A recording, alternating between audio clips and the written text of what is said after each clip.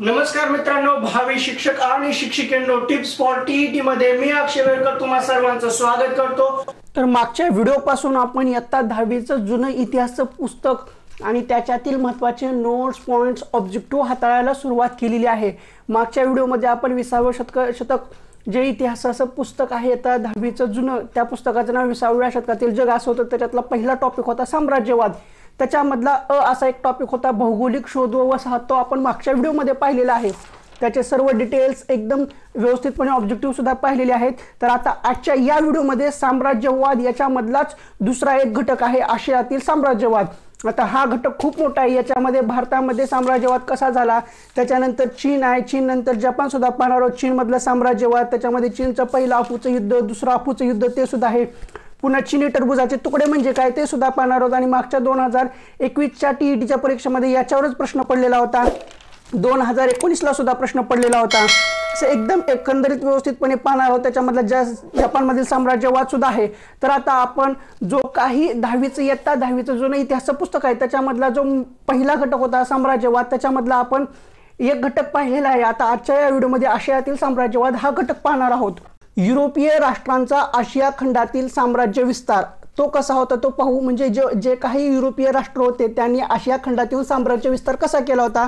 त्याच्यामध्ये भारत, चीन, Japan, Myanmar म्हणजे Brahmadesh, Indonesia, Malaya, Philippines, Thailand म्हणजे सयाम असे जे काही देश होते त्या देशामध्ये युरोपीय राष्ट्र येऊन आपला साम्राज्यवाद वाढवले होते। त्याच्यामध्ये आता आपण पोर्तुगीज पाहू। पोर्तुगीज भारतात कसे आले, त्यांनी आपल्यावर साम्राज्य कसं स्थापन केलं, कुठून केलं, काय नाही केलं ते पाहू। इसवी सन 1498 मध्ये वास्को द गामा हा पोर्तुगीज खलाशी आफ्रिका खंडाच्या दक्षिण टोकाला वळसा घालून तो भारताच्या पश्चिम किनाऱ्यावरील कालिकत म्हणजे त्यावेळेचा कोझिकोड बंदरात पोहोचला। त्याच्यामध्ये क्रम विचारला जातो की भारतामध्ये युरोपियन येण्याचा क्रम, पोर्तुगीज, डच, फ्रेंच किंवा त्याच्यामध्ये इंग्रज मिक्स केलं जातं, क्रम विचारला जातो। आपण स्टेप बाय स्टेप घेणार आहोत, क्रमानुसार घेणार आहोत। पहिल्यांदा भारतात पोर्तुगीज आले होते, ते त्याच्यामध्ये कसं आलं होतं।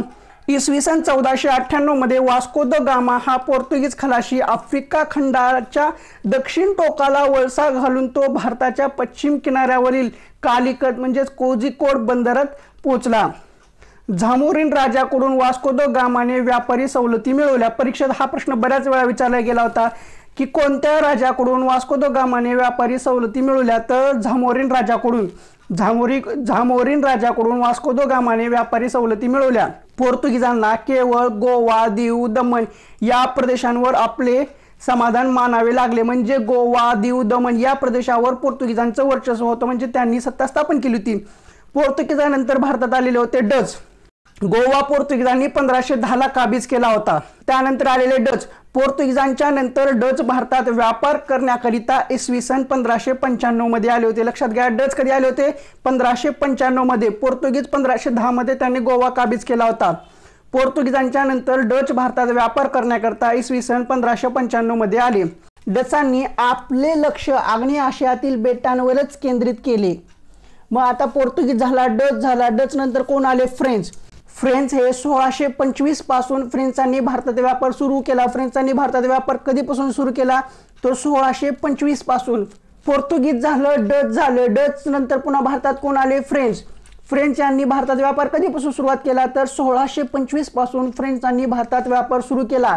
फ्रेंचांनी 1625 पासून भारतात व्यापार सुरू केला। फ्रेंचांना केवळ चंद्रनगर, पॉंडिचेरी म्हणजे पदुच्चेरी, कारिगल, येनम व माहे या प्रदेशांवर समाधान मानावे लागले। हा प्रश्न किंवा असे प्रश्न 2017 आणि 18च्या टीईटीला पडत होते की कोणत्या प्रदेशावर कोणाचे राज्य होते, जोड्या लावा, चुकी बरोबर, योग्य अयोग्य मध्ये असे प्रश्न 2017 आणि 18च्या टीईटी मध्ये पेपर 2ला विचारले गेले होते। फ्रेंचांना केवळ चंद्रनगर, पॉंडिचेरी म्हणजे पदुच्चेरी, कारिगल, येनम व माहे या प्रदेशांवर समाधान मानावे लागले। त्यानंतर आले होते इंग्रजांनी इसवी सन 1600 मध्ये भारताबरोबर व्यापार करण्याकरिता ईस्ट इंडिया कंपनीची स्थापना केली। कधी इंग्रजांनी इसवी सन 1600 मध्ये भारताबरोबर व्यापार करण्याकरिता ईस्ट इंडिया कंपनीची स्थापना केली। इंग्रज भारतात आले तेव्हा मुघलांची सत्ता होती। इंग्रजांनी 1615 मध्ये मुघल बादशाह जहांगीरकडून सूरत येथे वखार स्थापन करण्याची परवानगी मिळवली। कुणाची परवानगी मिळवली, कधी मिळवली, कोणाकडून मिळवली असे प्रश्न पडतात। इंग्रजांनी 1615 मध्ये मुघल बादशाह जहागीरकडून सुरत येथे वकार स्थापन करण्याची परवानगी मिळवली. युरोपियांचा भारतात येण्याचा क्रम. पोर्तुगीज कधी आले? 1498 मध्ये. गोवा कधी काबीज केला? 1510. त्यानंतर डच कधी आले? 1595 मध्ये. इंग्रज 1600 मध्ये. फ्रेंच 1625. आता हे प्रश्न बऱ्याच स्पर्धा परीक्षेमध्ये विचारलेले आहेत. सरळ सेवा असो, MPSC असो, आपल्या TET असो किंवा तलाठी भरती असो, जेवढ्या काही स्पर्धा परीक्षा त्याच्यामध्ये हे प्रश्न हमखास विचारले गेले आहेत की युरोपियांचा भारतात येण्याचा क्रम आणि युरोपियांचा भारतातून जाण्याचा क्रम असे प्रश्न पडलेले आहेत. युरोपियांचा भारतात येण्याचा क्रम कोणता आहे? पोर्तुगीज 1498. गोवा कधी मिळवलं? 1510. डच कधी आले? 1595. इंग्रज कधी आले? 1600. फ्रेंच 1625. आता युरोपियांचा भारतातून जाण्याचा क्रम ह्याच्यामध्ये एक गोष्ट कॉमन आहे. पोर्तुगीज भारतात प्रथम आले आणि पोर्तुगीज भारतातून शेवट गेले. हे एकदम सरळ आहे. पोर्तुगीज भारतात प्रथम दाखल झाले आणि भारतातून सर्वात शेवट जाणारे सुद्धा पोर्तुगीज होते. म्हणजे इंग्रजांपेक्षा जास्त काळ पोर्तुगीज हे भारतावर राज्य करत होते. युरोपियांचा भारतातून जाण्याचा क्रम. डच कधी गेले? 1795. इंग्रज 15 ऑगस्ट 1947. फ्रेंच 1954 आणि पोर्तुगीज 1961. म्हणजे भारताला स्वातंत्र्य मिळवल्यानंतर बऱ्याच वर्षानंतर पोर्तुगीज भारतातून गेले होते. 1961 ला. कधी आले होते? 1498. कधी गेले? 1961 ला. आता आपण कर्नाटक युद्ध पाहू. इंग्रज व फ्रेंच युद्धे. कर्नाटक युद्ध म्हणजेच इंग्रज व फ्रेंच यांच्यामध्ये झालेले युद्ध. कर्नाटक प्रांतात इंग्रज व फ्रेंच यांच्यातील व्यापारिक कुरबुरी व नवाबाच्या दरबारातील राजकारण यामुळे संघर्ष झाला. कर्नाटकात 3 युद्ध झाली. कोणती? इंग्रज व फ्रेंच यांच्यात. कर्नाटकामध्ये 3 युद्ध झाली होती टोटल. कर्नाटकामधले 3 युद्ध, त्याच्यातलं पहिलं इंग्रज व फ्रेंच यांच्यात झालं होतं. लक्षात घ्या, पहिल्या कर्नाटक युद्धामध्ये फ्रेंच सेनानी डुप्ले यांच्या कर्तृत्वाने फ्रेंचांना विजय मिळाला. पहिल्या कर्नाटक युद्धामध्ये कोणाला विजय मिळाला? तर पहिल्या कर्नाटक युद्धामध्ये फ्रेंचांना विजय मिळाला. कोणामुळे? तर फ्रेंच सेनानी डुप्ले यांच्या कर्तृत्वामुळे. दुसऱ्या कर्नाटक युद्धामध्ये इंग्रज सेनापती रॉबर्ट क्लाइव्ह यांच्या मुत्सुद्देगिरीमुळे फ्रेंचांचा पराभव झाला आणि फ्रेंचांनी पॉंडिचेरीचा तह केला. दुसऱ्या युद्धामध्ये कर्नाटकला जे युद्ध झालं होतं दुसरं, इंग्रज आणि फ्रेंच याच्यामध्ये दुसऱ्या युद्धामध्ये इंग्रज जिंकले. कुणामुळे? रॉबर्ट क्लाइव्हमुळे. आणि याच्यामध्ये फ्रेंचांचा पराभव झाला. यामुळे फ्रेंचांनी पॉंडिचेरीचा तह केला. 1760 मध्ये कर्नाटक राज्यातील वांदिवाश येथे झालेल्या कर्नाटकच्या 3ऱ्या युद्धात इंग्रजांची सरशी होऊन व्यापार वर्चस्व प्रस्थापित झाले. पहिल्या युद्धामध्ये जरी फ्रेंच जिंकले असतील तरी दुसऱ्या युद्धामध्ये इंग्रज जिंकले. तिसऱ्या युद्धामध्ये सुद्धा इंग्रज जिंकले. इसवी सन 1757 मधील प्लासीची लढाई व इसवी सन 1764 मधील बक्सारच्या युद्धातील इंग्रजांच्या विजयामुळे बंगालमध्ये इंग्रजी सत्तेचा पाया घातला गेला. इंग्रजी सत्तेचा पाया कशामुळे घातला गेला? तर 1757 मधील प्लासीची लढाई व 1764 मधील बक्सारच्या युद्धातील इंग्रजांच्या विजयामुळे बंगालमध्ये इंग्रजी सत्तेचा पाया घातला गेला. 18व्या शतकाच्या उत्तरार्धात दक्षिण भारतात निजाम, हैदर अली व मराठे या 3 बलाढ्य सत्ता होत्या. लक्षात घ्या, 18व्या शतकाच्या उत्तरार्धात दक्षिण भारतात निजाम, हैदर अली व मराठे या 3 बलाढ्य सत्ता होत्या.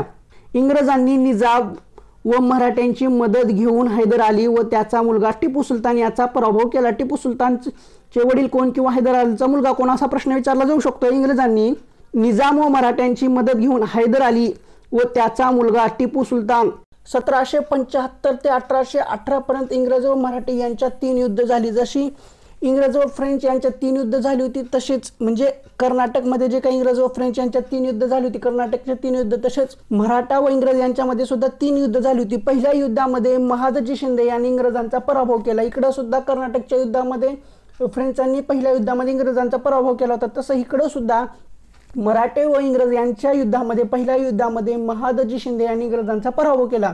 दुसऱ्या युद्धात इंग्रजांनी मराठ्यांचा पराभव केला. आष्टी येथील 3ऱ्या युद्धात इंग्रजांनी दुसरा बाजीरावचा पराभव करून मराठी सत्तेचा शेवट केला. आष्टी येथील 3ऱ्या युद्धात इंग्रजांनी दुसऱ्या बाजीरावचा पराभव करून मराठी सत्तेचा शेवट केला. निजामने आपल्या पदरी इंग्रजांची तैनाती फौज ठेवली. निजामने आपल्या पदरी इंग्रजांची तैनाती फौज ठेवली. महाराजा रणजित सिंहाच्या प्रयत्नातून शिखांचे संघटन झाले. शिखांचे संघटन कुणाच्या प्रयत्नातून झाले? तर महाराजा रणजित सिंहाच्या प्रयत्नातून शिखांचे संघटन झाले. महाराजा रणजित सिंग सत्तेवर असेपर्यंत इंग्रजांना शिखांवर वर्चस्व निर्माण करता आले नाही. महाराजा रणजित सिंग सत्तेवर असेपर्यंत इंग्रजांना शिखांवर वर्चस्व निर्माण करता आले नाही. पंजाब, सिंधू, काश्मीर व आजच्या पाकिस्तानच्या परिसरात शिखांचे बलाढ्य राज्य होते. शिखांचे बलाढ्य राज्य कुठे होते? तर पंजाब, सिंध, काश्मीर व आजच्या पाकिस्तानच्या परिसरात शिखांचे बलाढ्य राज्य होते. 1839 मध्ये महाराजा रणजित सिंहाच्या मृत्यूनंतर शीख सत्ताधारी आणि सरदारांमधील तंटे व दुही इंग्रजांच्या पथ्यावर पडले. 1845 ते 1849 या कालखंडात शीख सत्ता नेस्तानाबूत करून शिखांच्या ताब्यातील विशाल प्रदेश इंग्रजांनी आपल्या ताब्यात मिळवला. लॉर्ड डलहौसी ने संस्थांची विलगीकरणाची मोहीम हाती घेऊन दत्तक वारसा नामंजूर केला. दत्तक वारसा कोणी नामंजूर केला? तर लॉर्ड डलहौसीने संस्थांचे विलगीकरणाची मोहीम हाती घेऊन दत्तक वारसा नामंजूर केला. झाशी, नागपूर, सातारा, संबळपूर, उदयपूर इत्यादी संस्था लॉर्ड डलहौसीने खालसा करून ब्रिटिश साम्राज्यास जोडले. कुठल्या? झाशी, नागपूर, सातारा, संबळपूर, उदयपूर इत्यादी संस्था कोण? लॉर्ड डलहौसीने खालसा करून ब्रिटिश साम्राज्यास जोडल्या. अयोध्येचे संस्थान अनागोदी राज्यकारभार या नावाखाली लॉर्ड डलहौसीने खालसा केला. 1757 ते 1857 या 100 वर्षाच्या कालखंडात बहुतांश भारत आपल्या वर्चस्वाखाली आणून इंग्रजांनी एक हाती अंमल प्रस्थापित केला. इतक्या वेळ भारताचं होतं. आता आपण चीनमधील साम्राज्यवाद पाहू. चीन हा आशिया खंडातील सर्वात जास्त लोकसंख्या असलेला देश आहे. 18व्या शतकाच्या उत्तरार्धात चीनला निद्रस्त देश असे म्हटले जाते. निद्रस्त देश कोणाला म्हटले जाते? तर चीनला निद्रस्त देश म्हटले जाते. 18व्या शतकाच्या उत्तरार्धात चीनला निद्रस्त देश असे म्हटले जाई. चीनी लोक आपल्या संस्कृतीला सर्वश्रेष्ठ संस्कृती समजत होते. चीन सारखा महाकाय देश युरोपियांच्या वर्चस्वाखाली जाण्यास तेथील मांचू राजवट कारणीभूत ठरली. समुद्रमार्गे चीनला येणारे पोर्तुगीज हे पहिले युरोपीय व्यापारी होते. भारतात सुद्धा युरोपीय पहिल्यांदा आले होते. चीनमध्ये सुद्धा तेच आले होते. समुद्रमार्गे चीनला येणारे पोर्तुगीज हे पहिले युरोपीय व्यापारी होते. इसवी सन 1517 मध्ये सर्वप्रथम पोर्तुगीज चीनच्या कॅन्टन बंदरात उतरले. कुठे? इसवी सन 1517 मध्ये सर्वप्रथम पोर्तुगीज चीनच्या कॅन्टन या बंदरात उतरले. पोर्तुगीजांनी चीनला मकाओ बेट ताब्यात घेतला. पोर्तुगीजांनी चीनचा कोणता बेट ताब्यात घेतला? तर पोर्तुगीजांनी चीनचा मकाओ बेट ताब्यात घेतला. पोर्तुगीजानंतर चीनमध्ये France, England, Holland, Netherland, Belgium, Russia यांनीही व्यापार सवलती मिळवल्या. पोर्तुगीजानंतर कोण चीनमध्ये? फ्रान्स, इंग्लंड, हॉलंड तेच नेदरलँड, बेल्जियम, रशिया यांनीही व्यापारी सवलती मिळवल्या. 200 वर्षे चीनने युरोपियांना आपल्या अंतर्गत प्रदेशात ढवळाढवळ करू दिली नाही. 200 वर्ष चीनने युरोपियांना आपल्या अंतर्गत प्रदेशात ढवळाढवळ करू दिली नाही. शियसवादी तत्वज्ञानाचा प्रभाव होता. कोणता? चीनी समाजावर जुन्या कन्फ्युशियवादी तत्वज्ञानाचा प्रभाव होता. चीनने जाहीर केलेल्या 8 कलमी नियमानुसार युरोपियांवर अनेक बंधने लादण्यात आली होती. हे विधान खूप महत्त्वाचं आहे. चीनने जाहीर केलेल्या 8 कलमी नियमावलीनुसार युरोपियांवर अनेक बंधने लादण्यात आली होती. चीनमध्ये प्रवेश करणाऱ्या युरोपियांना चीनी सम्राटाला कुर्नी सात म्हणजे नमस्कार करावा लागत असे. चीनमध्ये प्रवेश करणाऱ्या युरोपियांना चीनी सम्राटांना कुर्नी सात म्हणजेच नमस्कार करावा लागत असे. सुरुवातीस चहा, रेशीम, चीनी मातीची भांडी अशा व्यापारातून चीनला भरपूर फायदा होऊ लागला. या व्यापार वाढीसाठी चीनमधील युरोपीय व्यापाऱ्यांनी कोहॉंग नावाची संघटना स्थापन केली. युरोपीय व्यापाऱ्यांनी कोणती संघटना स्थापन केली? तर व्यापार वाढीसाठी चीनमधील युरोपीय व्यापाऱ्यांनी कोहॉंग नावाची संघटना स्थापन केली. आता सगळ्यात भारी आहे अफूचं युद्ध. अफूचे 2 युद्ध झाले होते. त्याच्यातलं आता आपण अफूचं पहिलं युद्ध पाहू. ब्रिटिश व्यापारी भारतातून अफू आणून चीनमध्ये विकत. लक्षात घ्या, ब्रिटिश व्यापारी भारतातून अफू आणून चीनमध्ये विकत. चीनी सरकारचा अफूच्या व्यापारास विरोध होता. चीनी सरकारचा अफूच्या व्यापारास विरोध होता. युरोपातील व्यापारी अफूचा चोरटा व्यापार करीत राहिले. चीनी लोक चांदीच्या मोबदल्यात अफू विकत घेत. चीनी लोक चांदीच्या मोबदल्यात अफू विकत घेत. त्यामुळे चांदीचा ओघ इंग्लंडकडे जाऊ लागला. अफूच्या व्यापारातून चीन व इंग्लंड यांच्यात इसवी सन 1840 मध्ये युद्ध सुरू झाले. कशामुळे? अफूच्या व्यापारातून चीन व इंग्लंड यांच्यात इसवी सन 1840 मध्ये युद्ध सुरू झाले. 1840च्या युद्धाला अफूचे पहिले युद्ध म्हणतात. जोड्या लावा. चुकीबरोबर सत्यासत्यामध्ये विधान विचारलं जाऊ शकतं आणि आपल्या टीईटीला तर असले विधान खूप विचारतात. 1840च्या युद्धाला अफूचे पहिले युद्ध म्हटले जाते. अफूच्या पहिल्या युद्धात चीनचा पराभव होऊन मांचू राज्य सत्तेला इंग्रजांशी तह करावा लागला. इसवी सन 1842 मध्ये चीन व इंग्रज यांच्यातील तहाला नागकिंगचा तह असे म्हटले जाते. हे विधान 2017 आणि 2018ला आपल्या टीईटीला विचारलं गेलं होतं की 1842 मध्ये चीन व इंग्रज यांच्यामधील तहाला काय म्हटले जाते? तर 1842 मध्ये चीन व इंग्रज यांच्यातील तहाला नागकिंगचा तह असे म्हटले जाते. कोणता तह? नागकिंगचा तह असे म्हटले जाते. नानकिंगच्या तहानुसार इंग्लंडला कॅन्टन बंदराशिवाय इतर 4 बंदरे व्यापारासाठी खुली करण्यात आली. नानकिंगच्या तहानुसार इंग्लंडला कॅन्टन बंदराशिवाय इतर 4 बंदरे व्यापारासाठी खुली करण्यात आली. नानकिंगच्या तहानुसार हाँगकाँग बेवी इंग्रजांना भेटले. नानकिंगच्या तहानुसार इंग्रजांना काय भेटले? तर नानकिंगच्या तहानुसार हाँगकाँग बेवी इंग्रजांना भेटले. पुढील 10 वर्षात अमेरिका, फ्रान्स, बेल्जियम, हॉलंड, पोर्तुगीज, रशिया राष्ट्रांनी चीनकडून सवलती मिळवल्या. कोण पुढील 10 वर्षात सवलती मिळवल्या चीनकडून? तर फ्रान्स, अमेरिका, बेल्जियम, हॉलंड, पोर्तुगीज, रशिया या राष्ट्रांनी चीनकडून व्यापारी सवलती मिळवल्या. हे झालं अफूचं पहिलं युद्ध. त्याच्यामध्ये तह झालेला कुठला? नागकिंगचा. आणि अफूचं पहिलं युद्ध कधी झालं? 1840 मध्ये. तर आता पाहू आपण अफूचे दुसरे युद्ध. इसवी सन 1856 मध्ये इंग्लंड व फ्रान्स या राष्ट्रांनी चीन बरोबर युद्ध केले. 1856च्या इंग्लंड, फ्रान्स व चीनच्या युद्धाला दुसरे अफूचे युद्ध म्हणतात. पहिले अफूचे युद्ध 1840, दुसरे अफूचे युद्ध 1856. तेही इंग्लंड, फ्रान्स व चीनच्या युद्धाला दुसरे अफूचे युद्ध म्हणतात. पहिले अफूचे युद्ध कोणात झाले होते? चीन व इंग्लंड. आणि दुसरे अफूचे युद्ध कोणामध्ये झाले? इंग्लंड, फ्रान्स व चीन यांच्या युद्धाला दुसरे अफूचे युद्ध म्हणतात. अफूच्या दुसऱ्या युद्धात चीनच्या सम्राटाचा पराभव होऊन अफूचे दुसरे युद्ध पेकिंगच्या तहाने समाप्त झाले. हा सुद्धा प्रश्न टीईटीला 2017-18ला जोड्या लावामध्ये विचारला होता. अफूच्या दुसऱ्या युद्धात चीनच्या सम्राटाचा पराभव होऊन अफूचे दुसरे युद्ध पेकिंगच्या तहाने समाप्त झाले. पेकिंगच्या तहानुसार परकीय व्यापाऱ्यांना आणखीन 6 बंदरे चीनने खुली केली. हे सुद्धा विधान परीक्षेला आलं होतं. कोणत्या तहानुसार किंवा कोणत्या अफूच्या जे काही अफूचे युद्ध झाले होते त्यातील कोणत्या तहानुसार परकीय व्यापाऱ्यांना आणखीन 6 वर्ष बंदरे खुली चीनने केली? कोणत्या तहानुसार? पेकिंगच्या. अफूच्या व्यापाराला परवानगी दिली. परकीय वकिलांना पेकिंगमध्ये राहण्यास मान्यता दिली.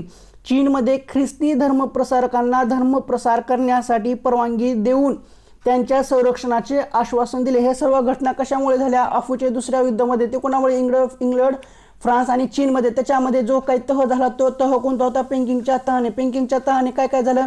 अफूच्या व्यापाराला परवानगी मिळाली. पेकिंगच्या तहानुसार परकीय व्यापाऱ्यांना आणखीन 6 वर्ष बंदरे चीनने खुली करून दिली. परकीय वकिलांना पेकिंगमध्ये राहण्यास मान्यता दिली. चीनमधील ख्रिस्ती धर्मप्रसारकांना धर्मप्रचार करण्यासाठी परवानगी देऊन त्यांना त्यांच्या संरक्षणाचे आश्वासन दिले. 1860 मध्ये रशियाने चीनवर आक्रमण करून चीनकडून अमूरचा किनारा मिळवला. कधी? 1860 मध्ये रशियाने कुणावर आक्रमण करून? 1860 मध्ये रशियाने चीनवर आक्रमण करून चीनकडून अमूरचा किनारा मिळविला. जपाननेही 1894-95 मध्ये चीनवर आक्रमण करून चीनचा पराभव केला. आता आपण पाहू चीनी टरबुजाचे वाटे. साम्राज्यवादी राष्ट्रांनी चीनकडून अनेक प्रकारच्या व्यापारी सवलती मिळवल्या. त्यांनी चीनवर पुढील आर्थिक वर्चस्व मिळवले. कोणते किंवा आर्थिक वर्चस्व निर्माण केले? कोणते? इंग्लंडने चीनच्या व्यापार व जकातीवर नियंत्रण ठेवले. फ्रान्सने टपाल व्यवस्थेवर नियंत्रण ठेवले. चीनचे लोहमार्ग युरोपियन राष्ट्रांच्या नियंत्रणाखाली गेले. परत एकदा इंग्लंडने चीनचा व्यापार व जकातींवर नियंत्रण ठेवले. फ्रान्सने टपाल व्यवस्थेवर नियंत्रण ठेवले. चीनचे लोहमार्ग युरोपियन राष्ट्रांच्या नियंत्रणाखाली गेले. साम्राज्यवादी राष्ट्रांच्या वर्चस्वाखाली प्रभाव क्षेत्रांमध्ये चीनची विभागणी झाली. चीनची विभागणी झाली या प्रक्रियेला काय म्हणतात? तर चीनची विभागणी झाली या प्रक्रियेला चीनी टरबुजाचे वाटे असे म्हणतात. हे विधान परीक्षेला विचारलं गेलं होतं. कारण विचारलं गेलं होतं. आफ्रिका खंडाचे जसे विभाजन झाले तसे चीनचेही विभाजन होईल असे अमेरिकेला वाटले. चीनचे प्रत्यक्ष राजकीय विभाजन टाळण्यासाठी आणि आर्थिक लाभ उठविण्यासाठी इसवी सन 1899 साली अमेरिकेने मुक्त व्यापार विषयक धोरणांची घोषणा केली. कोण? अमेरिकेने. कधी? 1899 मध्ये. चीनचे प्रत्यक्ष राजकीय विभाजन टाळण्यासाठी आणि आर्थिक लाभ उठवण्यासाठी इसवी सन 1899 साली अमेरिकेने मुक्त व्यापार विषयक धोरणांची घोषणा केली. चीनच्या कोणत्याही भागात व्यापार करण्यासाठी सर्व देशांना समान हक्क असावेत. अमेरिकेचे मुक्त व्यापार विषयक धोरण होते. सर्व साम्राज्यवादी राष्ट्रांनी अमेरिकेच्या या धोरणाला मान्यता दिली, परंतु रशियाने अमेरिकेच्या मुक्त व्यापार विषयक धोरणाला मान्यता दिली नाही, म्हणून चीनचे विभाजन झाले नाही. मग आपण भारत पाहिला, आता चीन पाहिला, आता आपण जपान मधील साम्राज्यवाद पाहू. आशिया खंडाच्या अतिपूर्व टोकावरील जपान या देशाला उगवत्या सूर्याचा देश म्हणतात. Land of rising sun. चीनला काय म्हणत होते? निद्रस्त देश. आणि जपानला लँड ऑफ रायझिंग सन म्हणजे उगवत्या सूर्याचा देश. 16व्या शतकापासून पोर्तुगीज, स्पॅनिश, डच हे युरोपियन लोक जपानशी कमी अधिक प्रमाणात व्यापार करत होते. कोण? 16व्या शतकापासून पोर्तुगीज, स्पॅनिश, डच हे युरोपियन लोक जपानशी कमी अधिक प्रमाणात व्यापार करत होते. जपान हा एक आत्मकेंद्रित देश बनला होता. परीक्षेत विचारलं गेलेलं विधान आहे. आत्मकेंद्रित देश कोणता? तर जपान हा एक आत्मकेंद्रित देश बनला. युरोपीय व्यापारी व्यापाऱ्यांसोबत आपल्या ख्रिश्चन धर्माचा जपानमध्ये प्रसार करण्याचा प्रयत्न करत होते, म्हणून जपानने त्यांना हाकलून देऊन सर्व संबंध तोडले. युरोपीय राष्ट्रांना जपानचे सर्व दारे सुमारे 150 वर्ष बंद होती. लक्षात घ्या, युरोपियन राष्ट्रांना जपानचे सर्व दारे किती वर्ष बंद होती? तर 150 वर्ष बंद होती. या वृत्तीमुळेच आत्मकेंद्रित जपान हे संन्यासी राष्ट्र म्हणून ओळखले जाते. जपानला लँड ऑफ रायझिंग सन, त्याच्यानंतर आत्मकेंद्रित देश, त्यानंतर संन्यासी राष्ट्र म्हणून सुद्धा ओळखले जाईल. पाश्चिमात्य राष्ट्रांच्या तुलनेत जपान हे एक मागासलेले सामंतशाही राष्ट्र होते. पाश्चिमात्य राष्ट्रांच्या तुलनेत जपान हे एक मागासलेले सामंतशाही राष्ट्र होते. जपान हे एक कोणते राष्ट्र होते? तर मागासलेले सामंतशाही. 1850च्या दरम्यान अमेरिकेचे जपानकडे विशेष लक्ष गेले. 1850च्या दरम्यान अमेरिकेचे जपानकडे विशेष लक्ष गेले. कसे लक्ष गेले? विशेष लक्ष गेले. कधी? 1850च्या दरम्यान अमेरिकेचे जपानकडे विशेष लक्ष गेले. इसवी सन 1852 मध्ये अमेरिकन नाविक मोहिमेचा प्रमुख म्हणून कमोडोर मॅथ्यू पेरी याची नेमणूक करण्यात आली. कोणाची? 1852 मध्ये अमेरिकन नाविक मोहिमेचा प्रमुख म्हणून कोण? Commodore Matthew Perry. हे सुद्धा विधान परीक्षेला येऊन गेलेलं आहे आपल्या टीईटीला. इसवी सन 1853 मध्ये कमोडोर मॅथ्यू पेरीने अमेरिकन जहाजांना जपानी समुद्रात संरक्षण व सवलती मिळाव्यात म्हणून जपानी सरकारला विनंती केली. कमोडोर मॅथ्यू पेरीच्या नौदलाचा आकार व सामर्थ्य लक्षात घेऊन जपानी सम्राटाचा पंतप्रधान तोकुगावा शोगुना, जपानी सम्राटाचा पंतप्रधान कोण? तोकुगावा शोगुना याने अमेरिकेशी 31 मार्च 1854 रोजी कानागावा येथे व्यापारी करार केला. 31 मार्च 1854 रोजी कानागावा येथे व्यापारी करार केला. जपानी सम्राटाचा पंतप्रधान तोकुगावा शोगुना याने अमेरिकेशी 31 मार्च 1854 रोजी कानागावा येथे व्यापारी करार केला. जो काही व्यापारी करार झाला त्या व्यापारी करारानुसार लाकूड, कोळसा, पाणी घेण्यासाठी शिमोदा व हक्कोदेत या 2 बंदरे अमेरिकेला खुली करावीत. अमेरिकेचा दूत जपानमध्ये राहावा. अपघातात सापडलेल्या अमेरिकन खलाशांना जपानकडून मदत मिळावी. जपानच्या नियमाप्रमाणे जपानमध्ये व्यापार करण्याची अमेरिकेला परवानगी मिळावी. जपानचे अल्पितेचे धोरण संपुष्टात येऊन तोकुगावा शोकुनशाहीच्या ऱ्हासास सुरुवात झाली. जपानचे अल्पितेचे धोरण संपुष्टात येऊन तोकुगावा शोकुनशाहीच्या ऱ्हासास सुरुवात झाली. अमेरिकेप्रमाणे इंग्लंड, फ्रान्स, रशिया आणि हॉलंड या देशांनाही व्यापारी सवलतीसाठी जपानकडे मागणी केली. शोकुनाच्या अनिर्बंध सत्तेला शह देणारी मेईज क्रांती झाली. शोकुनांच्या अनिर्बंध सत्तेला शह देणारी कोणती क्रांती झाली? तर मेईज क्रांती घडली. आधुनिकीकरणानंतर जपानने विस्तारवादी साम्राज्यवाद धोरणाचा स्वीकार केला. आधुनिकीकरणानंतर जपानने विस्तारवादी साम्राज्यवाद धोरणाचा स्वीकार केला. आशिया हा आशियातील लोकांसाठी आहे आणि जपान हा जपानी लोकांसाठी आहे. अशी घोषणा करून आशियात स्वतःच साम्राज्यवादाचं धोरण स्वीकारून जपानने चीन व रशिया सारख्या बलाढ्य राष्ट्रांचा पराभव केला। कुणाचा? जपानने चीन व रशिया सारख्या बलाढ्य राष्ट्रांचा पराभव केला। जपानने कोरिया फॉर्मोसावर प्रभुत्व स्थापन केले। साम्राज्यवादाचा बळी ठरलेला जपान देश स्वतःच आशिया खंडातील एक बलशाही साम्राज्यवादी राष्ट्र म्हणून उदयास आला। साम्राज्यवादाचा बळी ठरलेला जपान हा देश स्वतःच आशिया खंडातील एक बलशाही साम्राज्यवादी राष्ट्र म्हणून उदयास आला। तर आपण जो काही इयत्ता 10वीचा जुना इतिहास पाहत आहोत त्याच्यामधलं पहिला टॉपिक होता साम्राज्यवाद। त्या साम्राज्यवादाच्या पहिल्या घटकामध्ये मेन टॉपिक होता भौगोलिक शोध व वसाहतवाद। तो आपण मागच्या व्हिडिओमध्ये पाहिला। या व्हिडिओमध्ये काय पाहिलं आपण तर आशियातील साम्राज्यवाद पाहिला। हे चॅप्टर एवढे मोठे आहेत आणि पुढला एक चॅप्टर आहे आफ्रिकेतील साम्राज्यवाद। हे घटक झाल्यानंतर म्हणजे असे 3 टॉपिक झाल्यानंतर मेन एक टॉपिक संपतो, तो कुठला? साम्राज्यवाद। साम्राज्यवाद याच्यामध्ये 3 मेन टॉपिक आहेत, भौगोलिक शोध व वसाहत, आशियातील साम्राज्यवाद आणि त्यानंतर आफ्रिकेतील साम्राज्यवाद। आपण दोन टॉपिक पाहिलेले आहेत। पुढल्या टॉपिकमध्ये आपण आफ्रिकेतील साम्राज्यवाद पाहू। तर आजच्या या व्हिडिओमध्ये एवढंच ठीक आहे। हा व्हिडिओ तुम्हाला कसा वाटला तो कमेंट बॉक्समध्ये सांगा। खूप काही अवघड आहे पण 1-2दा वाचल्यानंतर हे समजून जातं, समजायला सोपं आहे आणि आपल्या TET मध्ये 4 मार्काला ह्या जुन्या 10वीच्या इतिहासावर प्रश्न विचारले जातात।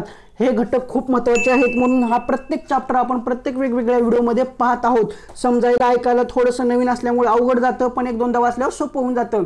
तुम्हाला हे व्हिडिओ कसे वाटत आहेत, ह्याच्यातून काय समजत आहे का नाही, याच्यातून काय तुमचा फायदा होत आहे का नाही ते कमेंट बॉक्समध्ये सांगा। अक्षर थोडंसं खराब आहे, थोडं ॲडजस्ट करून घ्या। अक्षर खराब आहे म्हणूनच मी जास्त असं आवाजावर स्ट्रेस देऊन किंवा समजून सांगण्याचा जास्त प्रयत्न करत आहे। तर तुमच्या प्रतिक्रिया कमेंट बॉक्समध्ये नक्की कळवा। व्हिडिओ आवडला असेल तर व्हिडिओला लाईक करत जावा। आजकाल लाईक खूप कमी येत आहेत, व्हिडिओला लाईक करत जावा, शेअर करत जावा आणि काही फायदा होत असेल तरच आपल्या चॅनलला सबस्क्राईब करा आणि तसाच फायदा दुसऱ्यांचाही होऊ द्या आणि म्हणजेच हा व्हिडिओ दुसऱ्यांपर्यंत सुद्धा पोहोचवा।